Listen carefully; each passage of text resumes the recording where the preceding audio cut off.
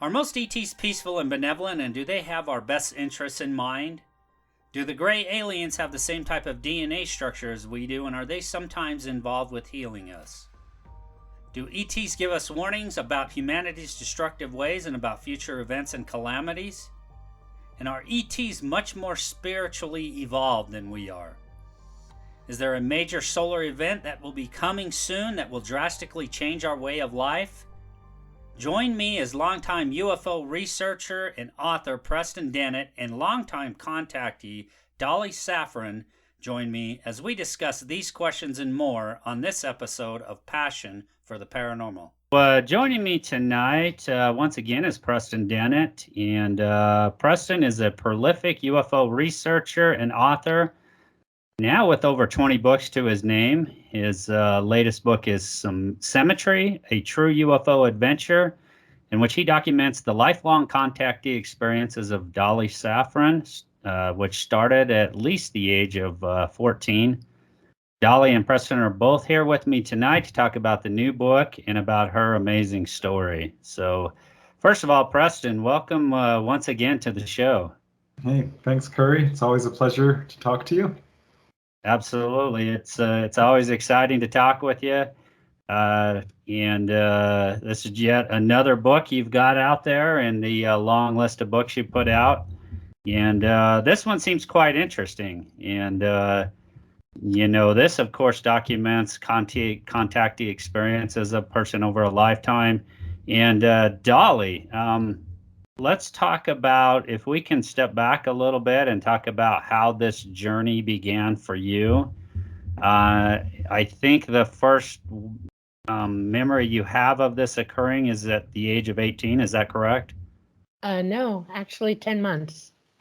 10 months. Oh, wow. Okay. Yeah. All right, great. So yeah, talk about how it all started and how it kind of progressed. At the I'll begin at the beginning. At 10 months old, we were living in Miami. Had just got there, and we're living off of Biscayne Boulevard in an apartment high rise. And I was supposed to be napping, and through the levelers, I saw this really bright light in the middle of the day come through the window. Suddenly, I began levitating in my crib, and by the time I made it to the top rail, I freaked and I flipped over. This was very traumatic. I was trying to go back down. I didn't know what was happening to me. And then my memory goes dead at that point, and it so traumatized me, I never forgot it. Never. I remember it in real time. I began putting my feet through the rails when I did go in the crib so that I wouldn't levitate again. I didn't want to go anywhere. I was afraid of it. I have psychic abilities. I'm very, very psychic. These all manifested very early for me. I have telekinesis. I can levitate, things like that, and this all started occurring by the time I was a year old, to my parents' utter shock and dismay. And when my mom was pregnant with my brother, I was about 2.5, disappeared from the house. They couldn't find me. I was locked in with her. It was nap time.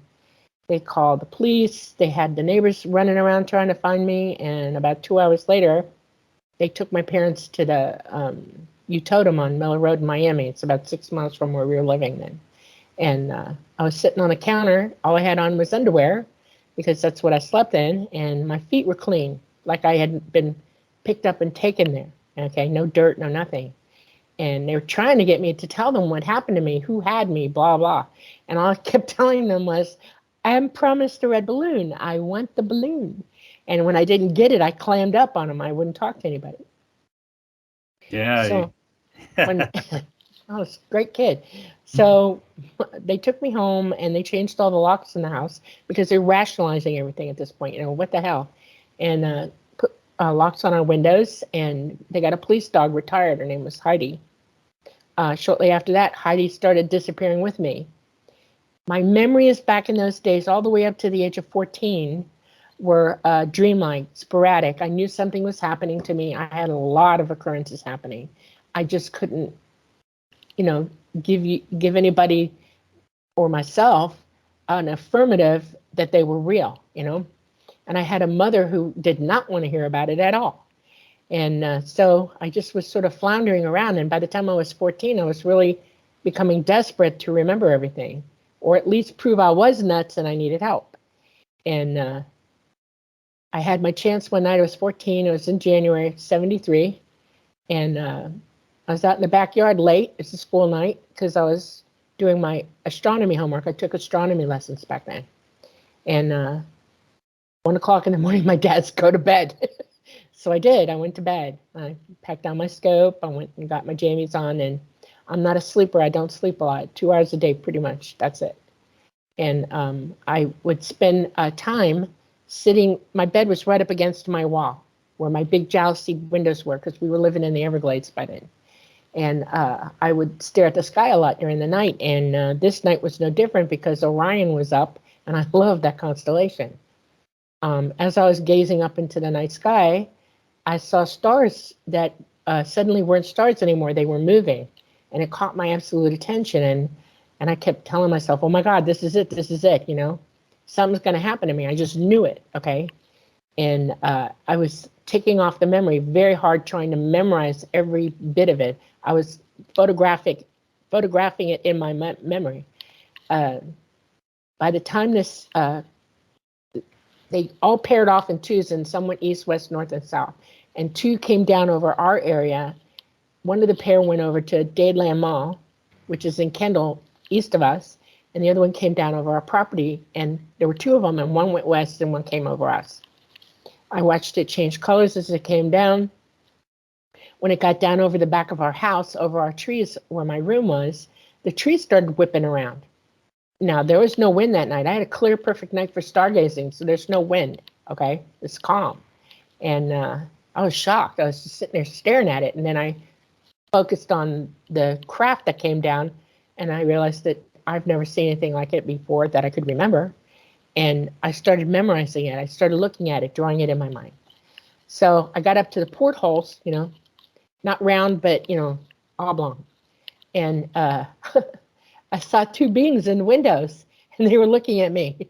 I mean, looking at me right in my face, in my eyes. And I went, oh no, this shocked me, okay? And my instincts kicked in, and I turned to dive under my bed. And I didn't make it. Just as I pivoted for the turn, my room up in blue white light. And that's the last thing I remember. I woke up on the floor about 3 hours later. I was disheveled. I was not wearing my own jammies. And I was mad, and I started crying. I was like, oh my God, you know, maybe I am crazy, you know. And I had to get up to get ready for school, and I was going to go take a shower, and I got rid of the jammies I had on. And then it dawned on me, wait a minute, something's up. These are not my clothes. And I just followed that for a few minutes and got ready for school, went in the kitchen. I heard my mom in the kitchen. She was making breakfast, and she said, make coffee. And Paul Harvey was on the radio. She listened to Paul Harvey every day. And I sat down, and I'm asking my mother, you know, hey, Mom, did you guys see anything last night? Did you hear anything? Lights? You know, my mother's like, what are you talking about? And I said, like, you know, UFO. And she whirled on me. She said, no. You know, that meant don't talk about it, which had been the rule all my life. No paranormal, nothing, okay? I was dejected. I sat. I got my first cup of coffee ever. I remember it vividly. That was my first cup. I'm sitting there. I'm starting to really get peeved, okay? I'm upset. I'm like, how do you decide if you're crazy or not, okay? The radio changed to the news. And the first thing out of the radio announcers, you know, the newscaster's mouth was, 2 Dadeland police officers saw UFOs last night, and described the whole incident. That one of their cars got buzzed by the UFO itself. And I started to freak. I mean, I was just like, you know, oh my God. And I emotionally went overboard. I mean, I just lost it. She turned around again and said, get out of the kitchen. No, you were dreaming, out. And I got up. I was dejected. She never, ever let me talk about this stuff. I walked out of the kitchen, and my dad met me in the doorway. He heard the conversation. He heard the radio. And he said, Dolly, calm down. You got to calm down, because I was way over the top.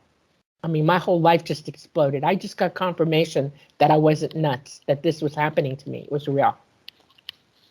I went in the bathroom, shut the door, turned the lights out, locked the door. It's the only private room in the house, and sank to the floor. And I just sat there and I thought, how am I going to remember all of it? How can I not have a memory of this? How could I have blanked out like that? And I started replaying the whole thing, second by second by second. And by the time I got to where the lights flashed, I realized that I was going to start remembering. And the first thing I saw was a energy ribbon come down through the roof of my house into my room in that light. And those two beings came down that ribbon, and I was frozen. I couldn't move. I was like paralyzed. And one of them came up to me and took me by my hand. He put his hand around my waist, or it did, and walked me to the ribbon. And he lifted my hand and put my hand up on the ribbon with his hand, and it transformed me instantly. I was weightless. I was otherworldly. I don't know how to explain that. And we went straight up that ribbon, through my roof, through the trees, to this craft, and they had one of the doors open on it. And they pushed me through it. I mean, he just went, and I landed on my keister on the floor of it. And I remember thinking, who's on this, my left side? And I looked, and it was a tall gray that I actually started remembering. I mean, I knew who she was. I had seen her all my whole life. And that started to make me sick. I mean, I was just like shaking, my stomach whirled over. I was like, oh my God, I know who you are. I call her Mama. Okay, she's taken care of me most of my life with them. I get so emotional about the whole thing. I threw up all over myself. And they helped clean me up. They decontaminated me, and they gave me like a smock to wear. And I sat there for a while once they got me sitting down again, and I was shaking. I mean, just shaking. It's weird to have your brain open up memories. It's like coming out of a coma, I think, suddenly you're you, but now you're more you, and she's talking to me, and then I hear this voice in my head. I don't see a person, but I hear this voice, and it says, hey, are you okay now? And it slammed me yet again. I had another wave of memory hit me, and I realized who this was. I call him Talara. It's a component of his name that I cannot pronounce, and I nicknamed him that, and he let me get away with that. He is the entity that indwells that craft to run that craft. All ET craft are psychically operated, and they are indwelled by a non-corporeal fifth-dimensional entity that can indwell in the ship and become one with the ship. The ship literally it's sort of like an organic organism to begin with, but now it's like us in our body, only he's up there in that craft, okay? And he talked to me for a little bit. He calmed me down, or tried to. Two of the Greys that had come to get me took me on a tour of the ship to ground me back to my own memories. They were letting me touch everything and look at everything. They showed me my quarters, which I had actually got quarters, and walked me into my room. I sat on my bed, looked at them it was the most emotionally numbing experience I've ever had in my entire existence, ever. To realize that wow, it was just very emotional. Yeah. I was still sick to my stomach. What? Go ahead. Yeah, no, I wanted to ask him. So the interesting thing I think about your story is a lot of, and I know you don't like to use the term abductees, contactees. Some of them, their memories come back through hypnotic regression and such. Now, yours are all just you've gotten recall of all of these, most of all of these contactee experiences you've had. Is that correct? Yes. Organically, I guess you could call it that. I'm kind of a little bit of a spitfire. I'm not naturally afraid of anything. I know my dad was in the military, and I was taught self-preservation really well by him. And so I'm very cognizant of what danger is, but I don't fear the unknown, okay? If I'm in danger, I get a little leery of you, but if the unknown doesn't feel bad to me, I will walk into it. I was the kid that stuck her finger in the light socket. I was the one that climbed a tree 100 feet and fell, grabbing branches on the way down, going, oh, that's not a good idea to grab that branch. I was one of those kids. Yeah, by this time she had already been struck by lightning, bit by a snake, attacked by hornets. I mean, she was out there adventuring. Yeah, right. Wow. It's in my nature. I'm also psychic. And I think that's why I remembered. I'm wide open psychic. I have been my whole life. And I think that was what facilitated my recall like it was. I feel like they were covering me and they let it happen when I was 14. It was a mutual event, me and them working together to get me up and running in my head again. Now, Dolly, did anybody else in your family have contactee experiences that you're aware of? Yes, my father, definitely my father. He was contacted. His first memory of it was he was about the same age, 14. He was living in Wisconsin on his parents' dairy farm, like just right around Bancroft. And there's a national forest up there with a big lake on it. And he and his brother would go camping out there. And they left the farm and grabbed a turkey and some beer and went camping with this turkey. They killed it, they spit it, plucked it and spit it. And while it was cooking, they stupidly did not remove the insides out of it, the packet, and it exploded all over them everywhere. They grabbed what was left of it. They took it to the lake. They cleaned it up. They had to take baths themselves in the lake, get all ungooey. And then as they were doing that, they looked up and they saw across this lake a light appear. And it was low, and then it went way high over the top of the lake. And my dad said it shot across the lake in not even a second. It was over the top of them, and they were looking up at it. And then my father tried to move, and he realized he was frozen on the spot. And his brother was standing behind him. He said a blue-white light hit him, came down, and smacked him hard. My father is just as psychic as I am, and he said that his memory of it was constant. He didn't black out at all. My father's like an unbelievable genius, and I had, that was his experience. And they took him up into the craft, and they sat him down, and they were talking to him about his life. He says it was a long talk. They wanted to know what he was going to do with himself. They wanted to, they encouraged him. My father was heavily dyslexic. He had a really hard time learning, and it was hard for him to learn reading and that sort of thing.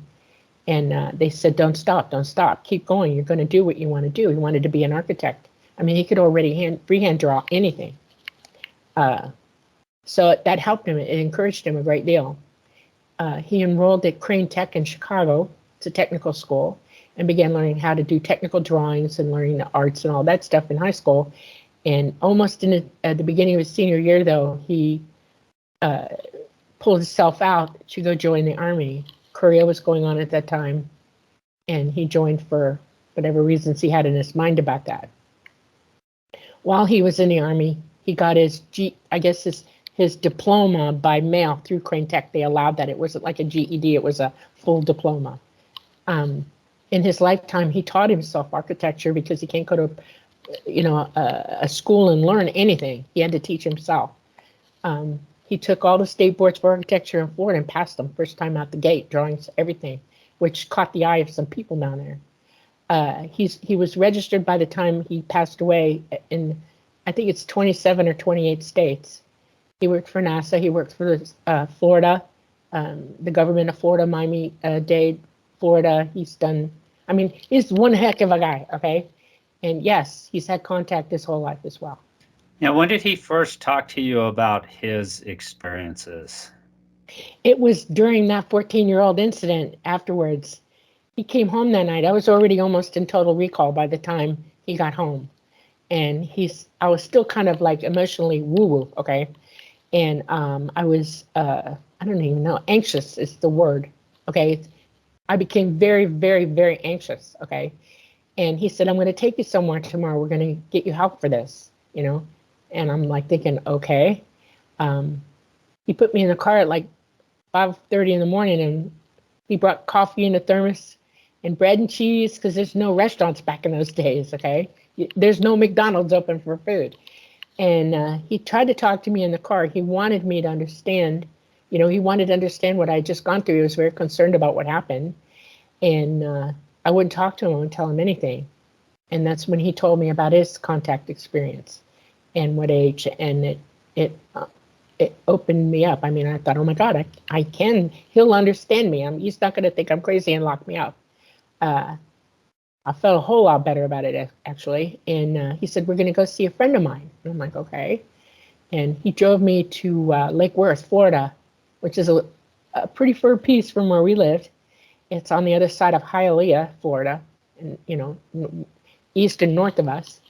And when we got there and got to the house, the guy who opened the door, I kind of sort of knew who he was. And I'm looking at him, and my dad said, "Dolly, meet Edgar Mitchell." And I realized he's an astronaut, okay?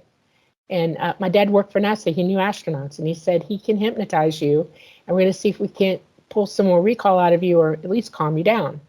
And I agreed. Okay, after about an hour and a half, he could not hypnotize me. He told my dad it's impossible. She's not going to go. And my dad's like, "Why?" And he said, "Because she's fully in control of herself. There's nothing she's already awake. She doesn't need any help with that." But I was emotionally hysterical, and he taught me how to certain kinds of meditation that I wasn't doing. He taught me how to stay calm. He taught me breathing exercises. And then I had some more consultation with him as time went on in my lifetime. So. That's great. Yeah. Preston, I want to talk about how this relationship built between you and Dolly, how you came together on this, and how this kind of developed. If you could talk about how this all kind of came together.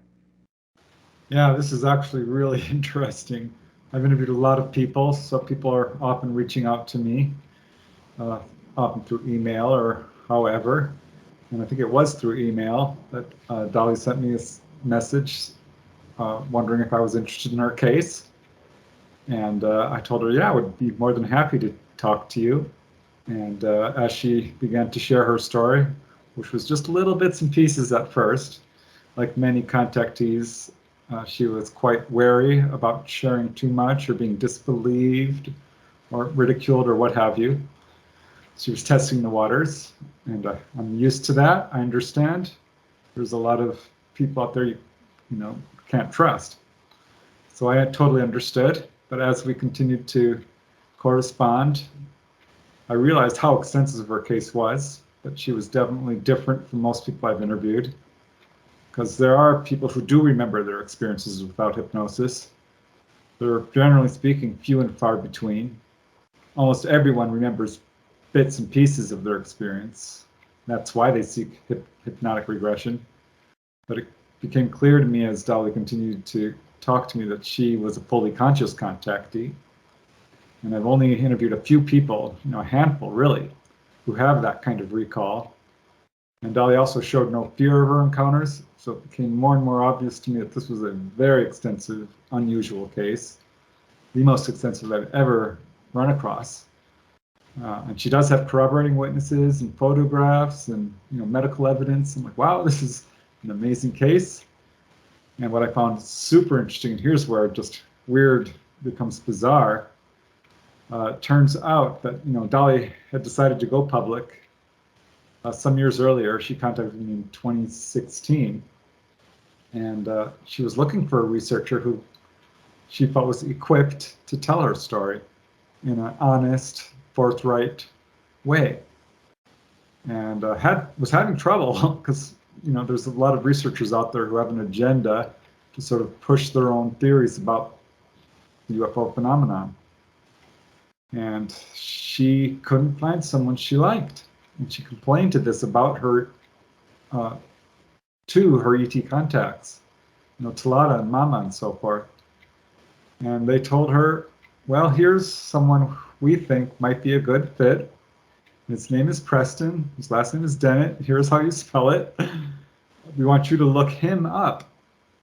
And Dolly typed my name into the internet, and she pulled up what turned out to be one of the first videos I ever did, which was about UFO healings.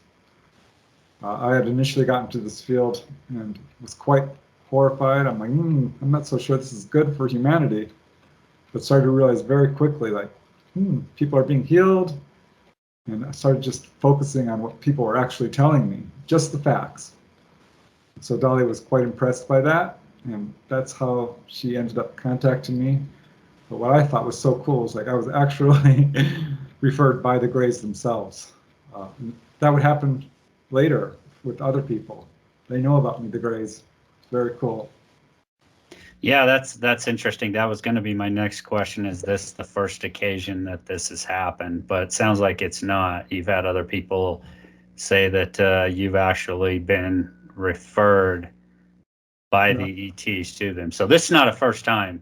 It that happened that's once happened. before with a lady I'll call Wendy, who is a fully conscious contactee, not quite to the extent Dolly is. But she said that, and I thought, well, okay, because I'm just wasn't sure I could wrap my head around that. And then Dolly said it, and then it was after I'd met Dolly, I got a call from a guy in England. Says, I really need to talk to you. I had an encounter. These Greys are talking about future calamities, disasters on our planet. We're talking about the dangers of nuclear proliferation and environmental collapse and pollution. Have you heard of anything like this? And I told this gentleman, yes, this is a very common message. This is one of the things they're very concerned about. He was quite emotional about all of it. I calmed him down and we just talked for an hour or two. And at the end of this little sort of informal interview, he said, well, I want to tell you one more thing. I don't know who you are. I mean, I had no idea who you are. I'm like, oh, that's fine. And he said that the Greys came this morning and they told me that we want you to talk to this gentleman in the US, and here's his name. So when he told me that, I'm like, whoa, okay, this is a thing. They do know about me. Wow, yeah, that's pretty amazing. Now, Dolly, have they talked to you about concerns about the environment, nuclear proliferation? Sorry, I'm having a hard time with that for a minute. Just as Preston has mentioned, have they talked to you about these kinds of things? I've spent my life being educated by them over it. I've been taught physics, many of the sciences, biology, botany, all of that. I've been taught geometry, geophysics. I've been taught just about anything and everything you can imagine. The whole time this is going on, though, I knew about what was coming. My father was well aware of it, and because the governments of this world knew about it, and he was part of that. And so it was like a chorus of it my entire life. Yes. Now, do they talk to you about, this is always kind of a question. I've had several contactees who have been on the show. The question always becomes, why you? Do they talk to you about that, and why you were chosen to continue to converse with them and have contact with them? I am not the only one. There are others like me all over the globe. For some reason, I'm the one that got brave enough to come out. There's a lot to this. I'm facing a lot of backlash, a lot of dangerous situations. I mean, coming out for me is not an easy thing, and it took me a year to come to the conclusion that I was going to do it.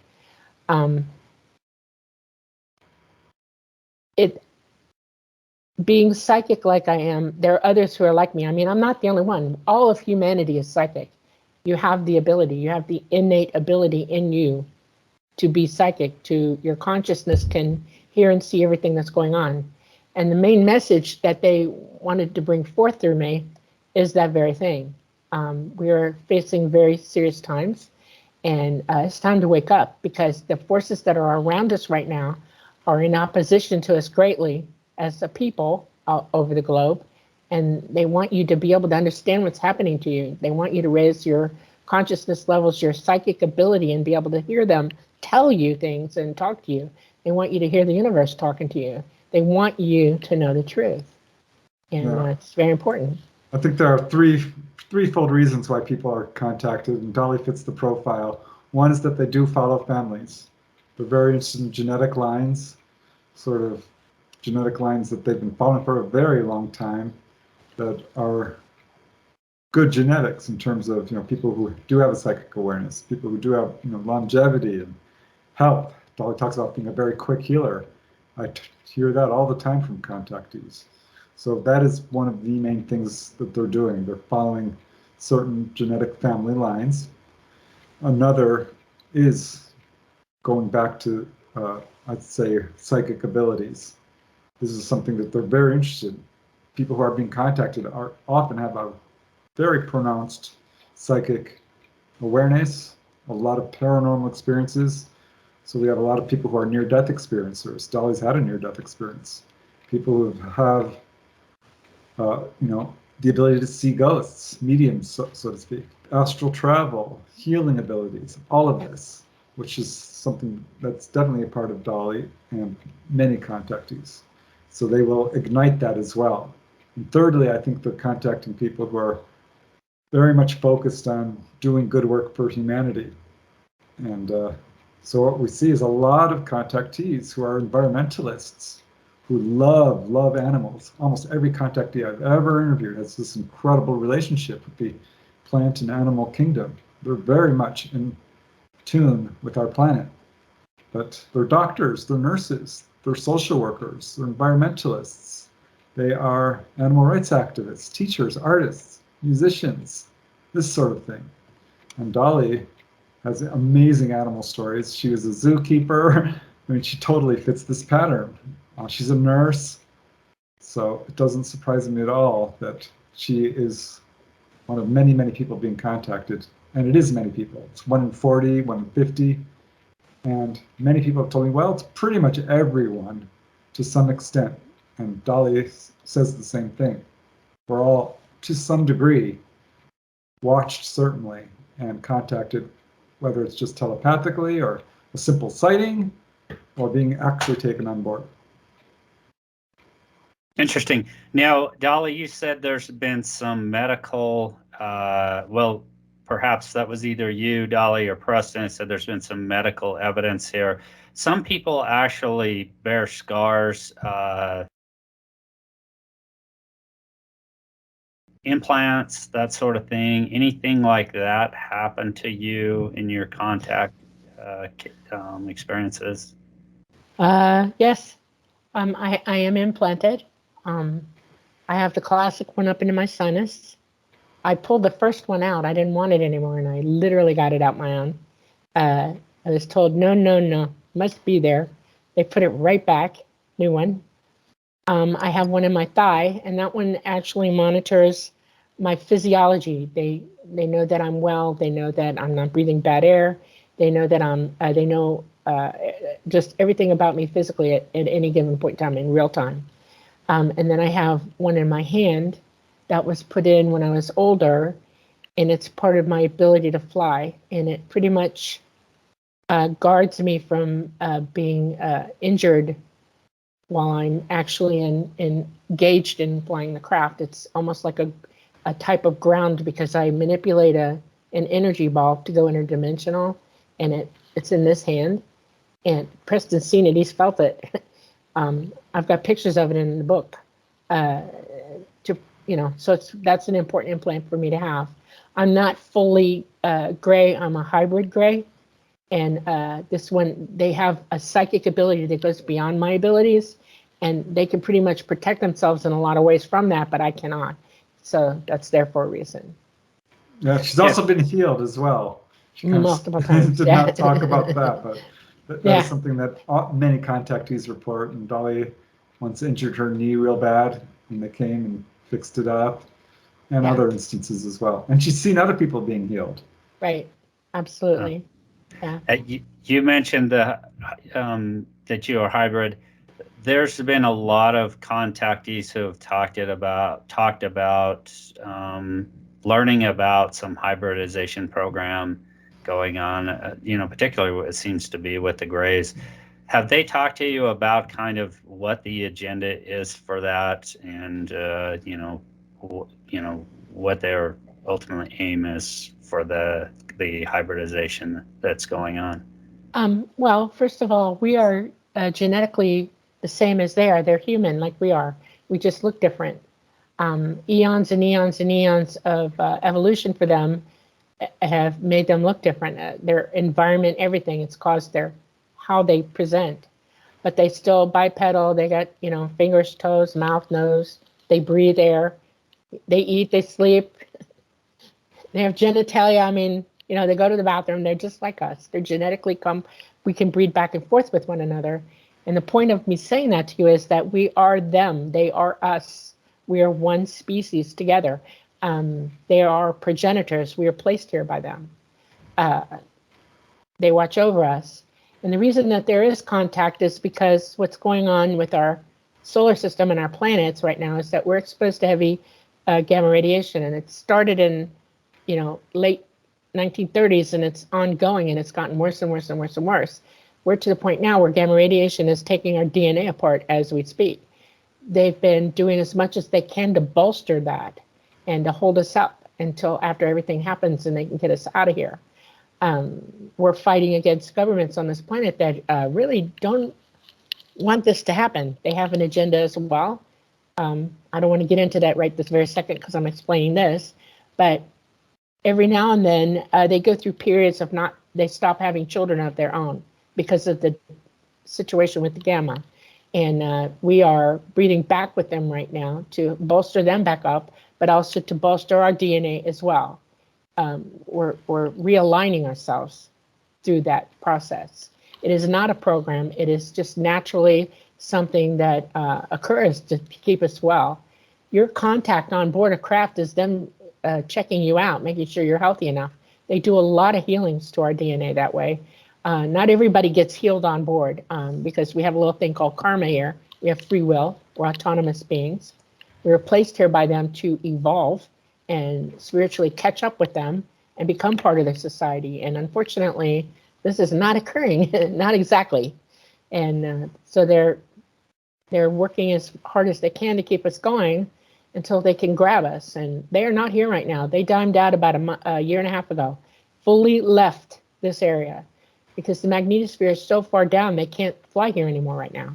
They have drones, they have night, sentinels in the skies, around planets in our solar system watching what's happening. And that's why. Yeah, I wanted to ask, that's interesting that, you said that they've kind of went away, but they've, there's a lot of people who have had abduction accounts. You also talked about the fact that, that these are not really anything done against our will. There are a lot of people.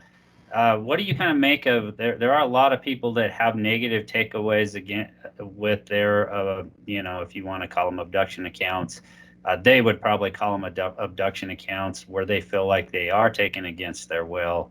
Well, I can answer that, succinctly answer it. Throughout our history, we've been dummied down. We've been cut off from our innate abilities. Your psychic abilities just aren't being used right now. Most people cannot. They have it. It comes in the form of precog and intuition and stuff, but you're not fully wide open psychic right now. You're infiltrated by negative. You're infiltrated by taught fear by them. Your educational levels have sunk to an all-time low in my estimation. And you just don't understand what's happening or going on around you. Not really, okay? You have a certain amount of cognitive understanding, but it's not point by point by point with a foundation under you to get it. I want to give you, for instance, I'm a nurse, and I can't tell you how many times I've had a patient come in who is stinking, dinking terrified of what we're about to do to them. They go crazy. We have to put, stuff in their veins to calm them down, Ativan's the number one. Let's calm you down. They don't know what's going on. And until you sit them down and explain it and tell them, we're not going to hurt you. This is not meant to hurt you. You have surgery all the time. People are afraid of that even. They don't like scars. They don't want anything to physically happen to them. They look at it as an attack, a violation of them. Now, what do you think ET is going through with us with that? How do you think it feels for them to bring you on board, trying to help you, and you're losing your, mind? People also have very, very formed opinions and belief systems here. And they're not all copacetic with science and religion don't match up at all here. Not at all. And people believe one thing and they're seeing something else, and that freaks them out. ET gives you the chance to calm down on board. They try to talk you through it. Some people are willing to wake up at that point, and most of them are not. And they're given what's called the cover memory. They don't hypnotize you. They don't do something against your will. They just allow you to not remember. And you're capable of doing that. It's a suggestion to you that if you want to go there, go there. And they do, and it becomes like a dream to them. Some of those dreams are horror films. And that's because you've been conditioned here to go there. That's why. Yeah, when people are taken on board, it's very often they do have a very strong fear response. When someone is terrified, they immediately feel that this is not good for them, period. And they don't perceive well, they're not listening to what the ETs are actually telling them. And this is when they are paralyzed. This is when their memory is suppressed. And the very worst thing I hear is people being physically examined. Because I talk to people, I'm like, why was this so negative for you? They said, I didn't ask for this. They pulled me on board. They had these instruments around me. They undressed me. I didn't like it. I'm like, okay, well, what actually happened? And no one can tell me that they were subjected to horrific, sadistic types of behavior. It's just not there. And what I hear much more often is people who have repeated experiences and at some point realize this is not so bad. And they're given a tour of the craft, like Dolly described, shown the engine room, the observation deck, the control room. We're given all kinds of information, like I mentioned, warnings, spiritual information. There's a very strong spiritual aspect of all this that is very often overlooked by many, many researchers. A lot of fear surrounding this subject, and I get it. People have PTSD. They do. I'm not going to deny it. They come away with real anxiety and nightmares, and they're locking their doors, and they're not happy. But often they will at some point come around, not always. I'm still dealing with people who feel like this was a complete violation and they just want it to end. But I would say that that's more the exception than the rule. Now, Dal, I want to talk about there's been a lot of talk about different types of grays out there: tall grays, short grays, negative grays. What's kind of your sense on that in your interaction with them?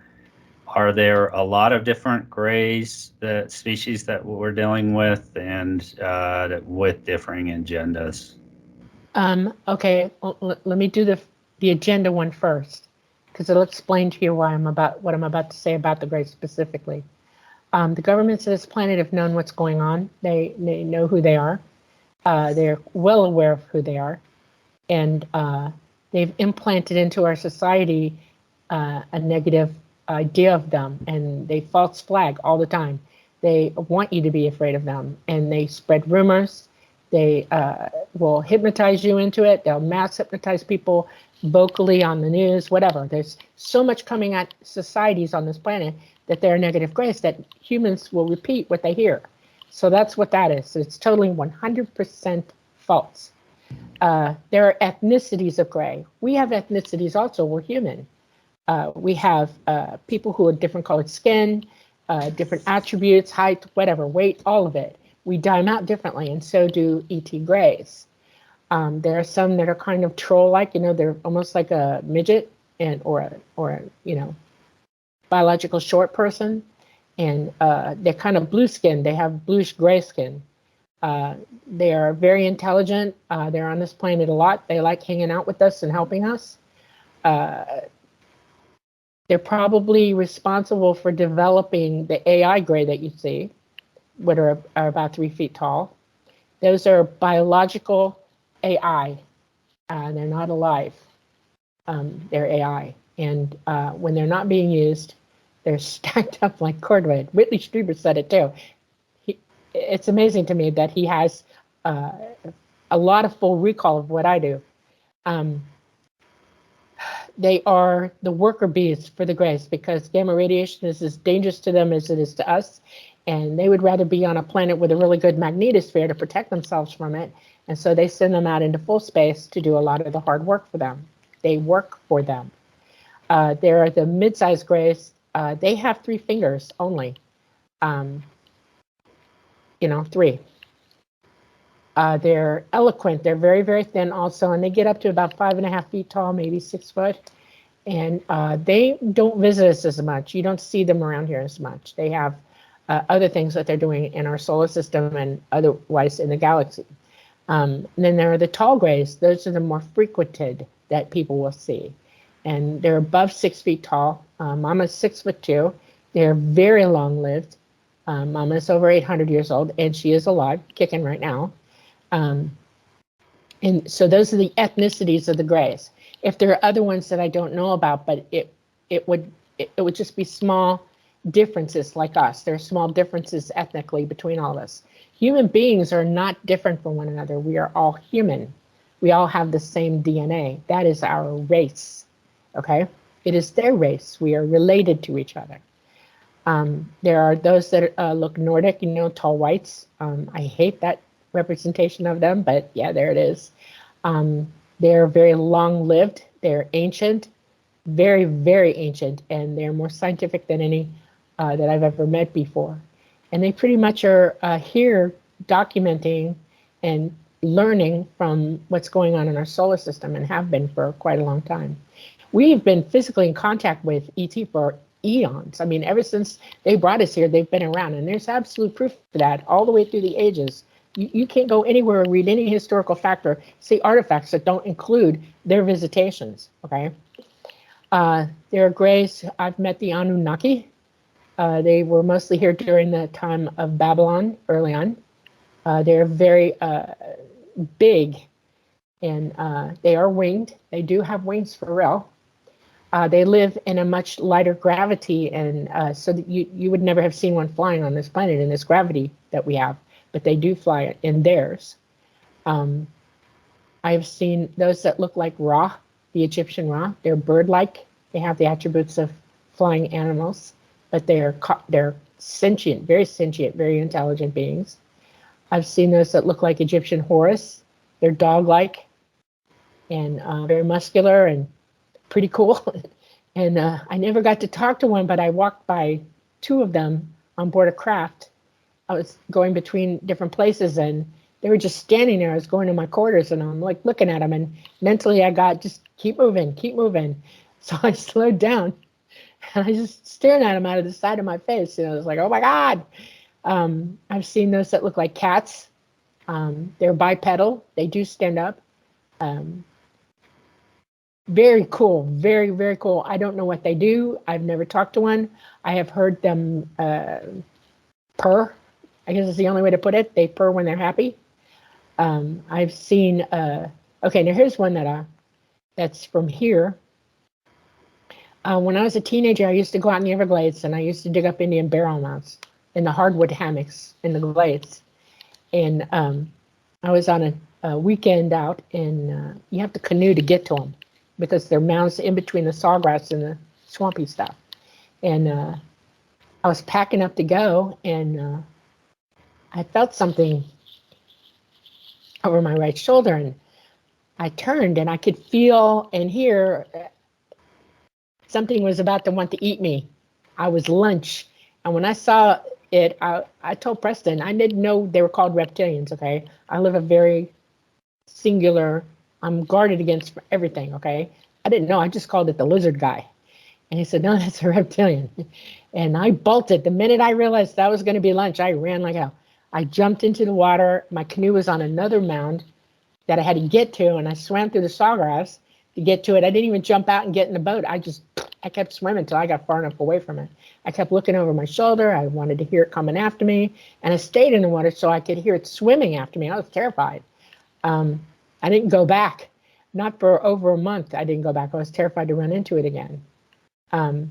As I've grown up and become more experienced and learned about everything that's going on around me, I realized that this is a being that is probably from Earth. They originated here from the time of the dinosaur, and that they are evolving, and they survived it, and they are intelligent. And I really don't know what to think of them other than that. That's the only time I saw one in my life. Yeah. Okay. It's funny you mentioned the reptilian types. That was going to be my next question.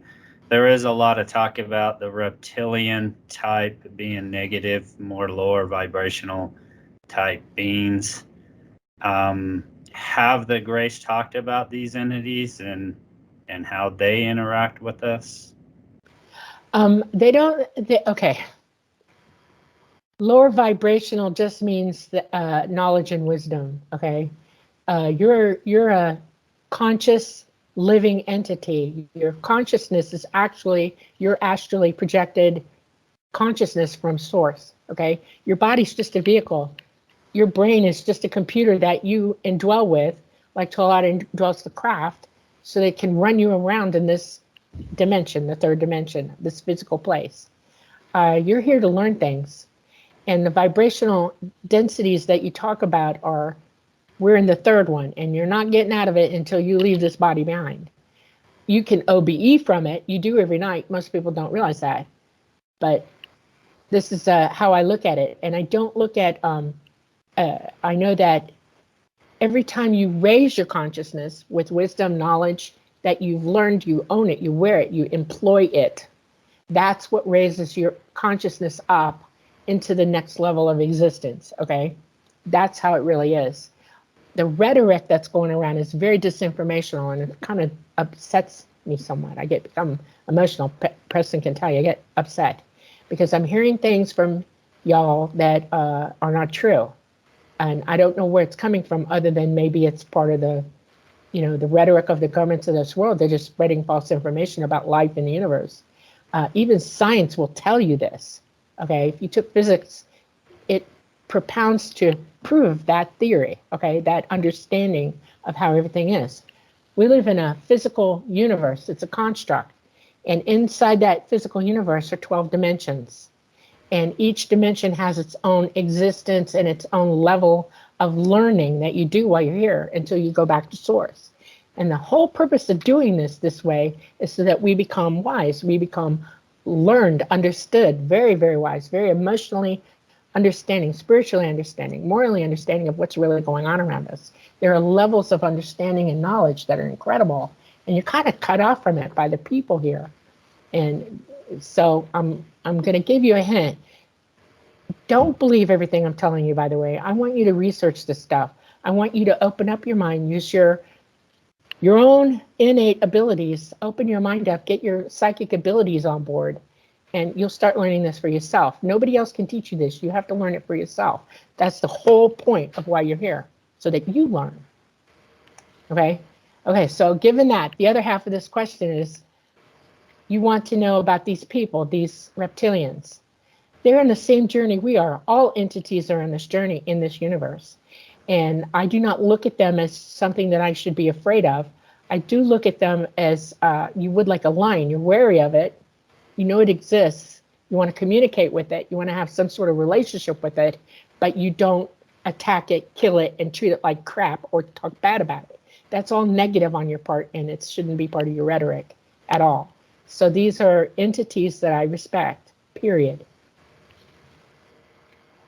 Yeah, I don't really know what to think of it. I just kind of heard, there is a lot of, there's a lot of information. Perhaps, yeah, like you said, it's disinformation out there, but Right. just that they live under the earth, and that to a lot of others out there, they're considered kind of a negative being. But yeah, I mean, I just kind of wanted to get your take on it. Well, I want to bring this up. Are we positive beings? Totally.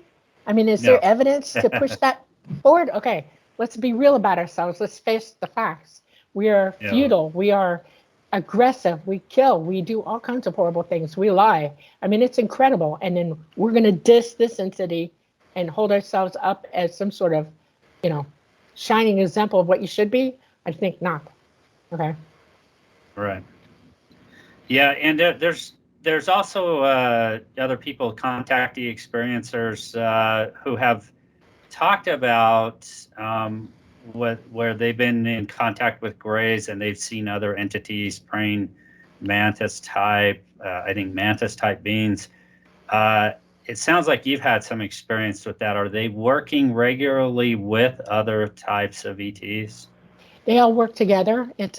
They are very well of each other, and they have a similar goal. And so, yeah, they're very well cooperative with one another. It's all the same thing. It's basically what I've told you. They're evolving, and they're ascending mentally and cognitively and becoming wiser and wiser and wiser. These are entities that are eons and eons and eons ahead of all of us. They're highly, highly evolved beings. And we were put here because we wanted to be here. You didn't come to this place on a whim. You decided to be in the situation you're in. And your job while you're here is to learn. And that's always what this universe is about, and that's what they're about. Yeah, contrary to some of the contactee stories that are out there and somewhat popular, I don't have any cases of ETs warring against each other. I don't have any cases of what I would call a galactic federation or anything like that. I think it's pretty clear that if you have the technology and the ability to travel between star systems, you don't need to conflict. You can get your resources where you need it, your labor, all of this. What I'm getting from all the contactee stories is exactly what Dolly is saying, that they are working together in a cooperative fashion. Yeah, interesting. Now, do they talk about?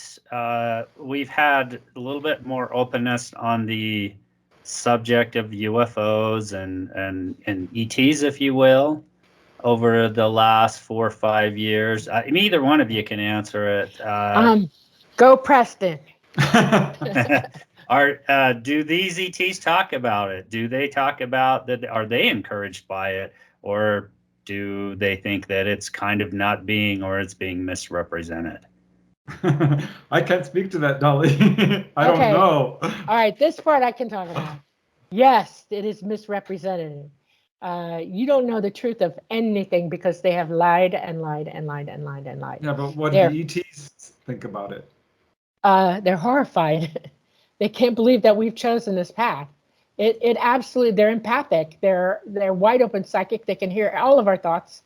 They know what's going on inside us, and they're freaking upset about it, especially because what we do affects everything else. There's nothing that goes on anywhere in the universe that doesn't spread out and affect somewhere else, including dimensionally.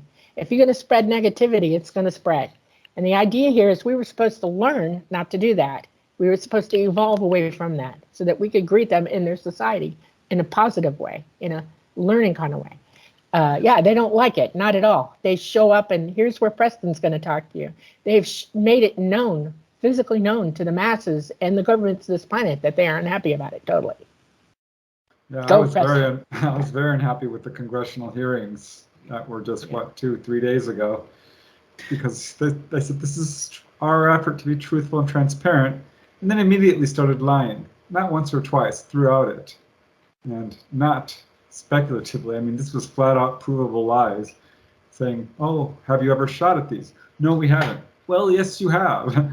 Do you not know about the Malmstrom incident?" "Oh no, we know nothing about it. No, we've got no reporting on it. We're not looking into that." I'm like, yes, you are. This is a very high priority incident. You definitely know about it. They mentioned Roswell in passing as a story, as if that was not of interest to them, which of course it is. I mean, it was. Yeah, it. Yeah. You always hope that you're going to get more out of these things when they put out the reports. Now the hearing. The only one I think some people were happy to hear were the questions and comments by Representative Mike Gallagher. And I don't know if you kind of tuned into that, and what were your thoughts on what Gallagher had brought up? Yeah, talking about the Wilson memo and do we have actual hardware? Can I enter this into the record? Which it was, but they said, no, we have no materials, which is flat out not true. I mean, the Roswell case is the grandfather of all UFO cases with hundreds upon hundreds of witnesses. Jesse Marcel was an intelligence officer. He knows what a weather balloon is. It's not a mobile weather balloon. And it didn't have dummies in it. There weren't even dummies being, floated at that time. I think that was a positive thing. For me, the most positive thing was the fact that it did say UAPs are real, but then saying that this is a threat to national security is laughable. These guys have been around for millennia. The ET threat is to their power structure. So yeah, I can see from their point of view, it's a threat because they are losing control of the narrative. They are going to lose control of their control of us, of the people. Right, and their absolute agenda, and they have one. Yeah, absolutely. Yeah, and I wanted to talk, you talk a little bit about a cataclysmic type solar event coming. Dolly, they've talked to you about this. Can you talk a little bit about what they forewarned about the event coming? I was raised and taught about this from the get-go. I've spent my entire life learning about this. I understand astronomy, physics. I know about our solar system. I know how it works. I'm very intimately aware of this situation. I've been brought up to understand it fully. And one of the things that is important for y'all to learn and understand is that anything I'm about to tell you now is totally look upable by you. You just need to work at it to understand, because you don't have the same educational level that I believe you should have. Our solar system is going through a magnetic pole change. Our sun changed its poles a while back, about 80 years ago, and it ignited the rest of our solar system to do so. Every planet in our solar system is changing its poles as we speak. They actually got Neptune on film doing that very thing. They've seen micronovas in the universe. They won't tell you the truth about everything, or they don't put it out there for you to see, because if you understood it or knew, you would understand what's about to come. While our poles are in excursion, and they are heavily excursion, they're almost at the apex, our magnetosphere is down. While this is happening, we can't protect ourselves from incoming bursts from our sun, specifically CMEs, solar wind, other perturbances that come off the sun. We cannot protect ourselves. It is hitting us full on.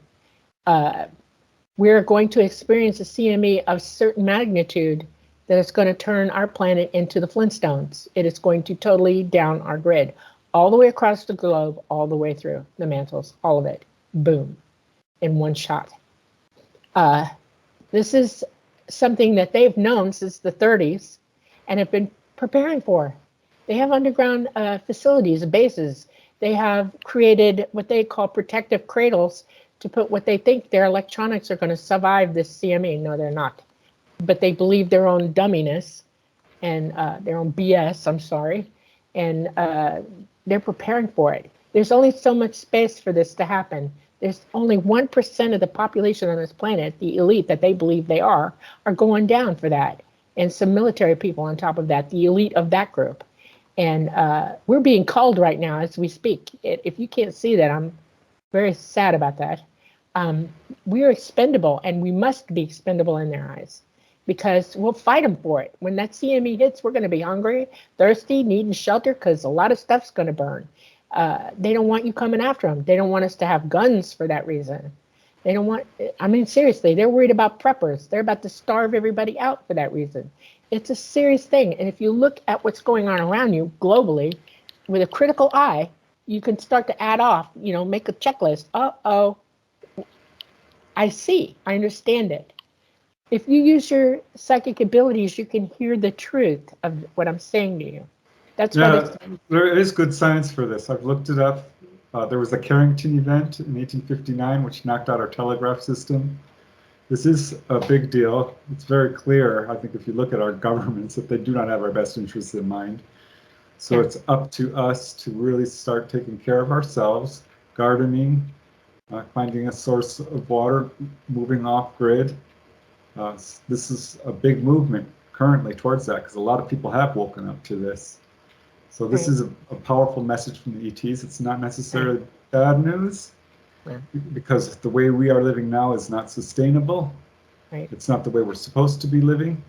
And the good news is, after all this goes down, the ETs will return and pick people up. And this is something many contactees are seeing. I hear it all the time from them. And I've interviewed a lot of people. And very often they will say, you know, I see the sky filling with ships. This may come as a dream, a vision, or a direct message, as in Dolly's case, from the ETs. But it's very consistent. So this is really good news, ultimately, for humanity. We may be in for a little bit of a rough ride, but the fact is, death is a lie. Even if you have to shed your physical body, you can always get another one. And we're going to be just fine, because we cannot go on like this. This has been a terrible struggle for not hundreds of years, thousands. And there's just no way we can live like this any longer. We're done. It's time to have peace on earth.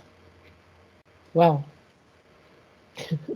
One of the reasons they're coming to get everybody is right behind that CME, about 10 years later, our sun will micronova. It's coming.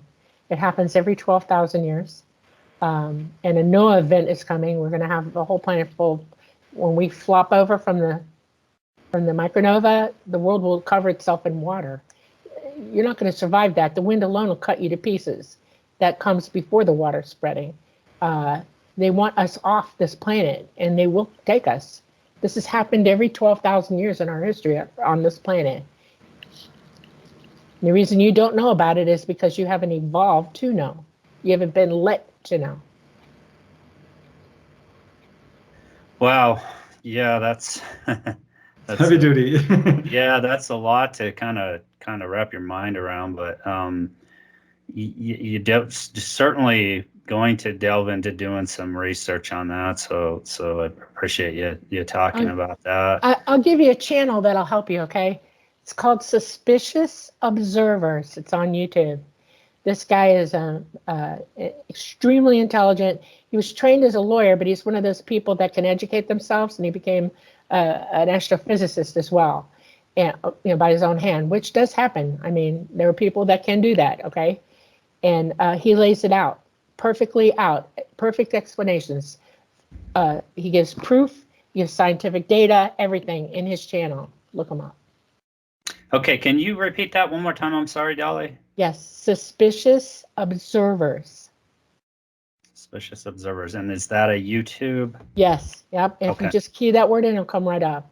And he has this disaster series and what's coming to us. He'll explain it all out, what you need to be doing, when it's coming, everything, all of it. I am so thankful that this man exists, okay? Because it helps push people toward waking up, and push people to seeing that time is short now and they need to really work toward this, All right. So Preston, thanks again for joining me tonight. Dolly, thank you for also coming on to talk about your story. The new book, once again, is Symmetry. And Preston, I know you're on Amazon. Where else? You have a website. Where else can people get a copy of the book and find out more about you if they want to get in touch with you, that sort of thing? Yeah, Amazon, other online retailers, bookstores. I have a website, like you mentioned. Just punch in my name, it should take you there. I'm on YouTube, Facebook, Instagram, Twitter. Yeah, it shouldn't be too hard to find me. Always love hearing from people. Really appreciate you having us on the show, Curry. I think Dolly's story is very important, and people need to know that we are not alone. We have Right. friends out there, and I think the world is going to change, and for the better. Right. I would like to tell you one last thing. Shock and awe is not my favorite subject, but I will tell you this. You still have a life to lead on this planet. You still have karma, and you still have wisdom to gain. And your life, your personal life, is important. And you need to live in joy and peace and love while you're going through all of this. You need to live every day, and do whatever it is you have to do. That's the most important thing I tell people. And just remember that there's always hope and love, and that your future is not as dark as it sounds, not at all. It's going to be a big wake-up call, but it's not hopeless at all. It's a very, very good thing coming from them, okay? All right. Well, once again, thank you both for joining me tonight. Enjoy the rest of your night. And once again, thank you for talking with me. You're welcome. My pleasure. Thank Thank you. you.